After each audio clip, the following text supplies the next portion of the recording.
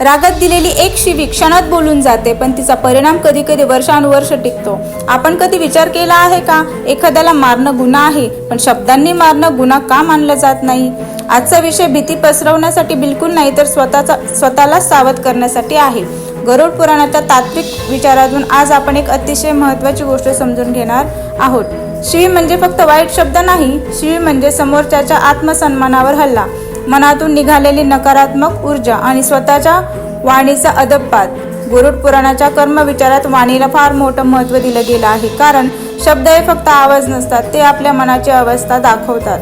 अनेक लोक म्हणतात, मी रागात बोललो, मनातून नव्हतं. पण कर्मसिद्धांत असं सांगतो की कर्म हे हेतूपेक्षा कृतीवर आधारित असतं. रागात उच्चारलेला शब्द अजाणतेपणी सुद्धा मनात खोलवर ठसा उमटवतो. श्राप म्हणजे दुसऱ्याच्या आयुष्याबद्दल वाईट इच्छा, त्याचं नुकसान व्हावं अशी भावना, किंवा त्याचं सुख सहन न होणं. हे शब्द असतील किंवा नसतील, पण भावना नकारात्मक असते तर तेही कर्मच ठरतं. गरुड पुराणाचा विचार सांगतो, मनात निर्माण झालेली वाईट इच्छा सुद्धा कर्माचाच एक भाग आहे. असं नाही की लगेच शिक्षा मिळते, पण हळूहळू नात्यांमध्ये दुरावा निर्माण होतो. लोक विश्वास ठेवत नाहीत, मन कायम अस्वस्थ राहतं, आनंद टिकत नाही, कारण शब्दांनी सतत नकारात्मकता निर्माण करणारा माणूस स्वतःच त्या वातावरणात अडकतो. गरुड पुराण मृत्यूनंतरच्या अवस्थेबद्दल मानसिक स्थितीवर भर देतं. वाईट शब्द वापरणारी व्यक्ती स्वतःच्या आठवणींनी त्रस्त होते, पश्चाताप वाढतो आणि आत्मा अस्थिर राहतो. ही कोणतीही शारीरिक शिक्षा नाही, ती मनाची आणि आठवणींची अवस्था आहे.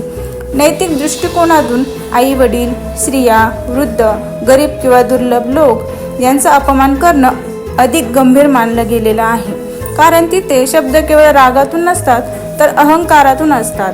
आज आपण म्हणतो हे सगळं जुनं आहे, पण प्रत्यक्षात नात्यांची तुटफूट, मानसिक तणाव, सततची असमाधानाची भावना ही सगळी असंयमित शब्दांची फळं आहेत. गरुड पुराणाचा हेतू शिक्षा नाही, तर सुधारणा आहे. आपण जग बदलू शकत नसलो तरी आपले शब्द मात्र नक्की बदलू शकतो, कारण शब्द वाईट असतील तर नशीबही वाईट होतं. आजपासून एक गोष्ट लक्षात ठेवा, शिवी देणं म्हणजे स्वतःचं आयुष्य कठीण करणं आहे. कसा वाटला आजचा हा व्हिडिओ नक्की कमेंटमध्ये सांगा. रामकृष्ण हरी.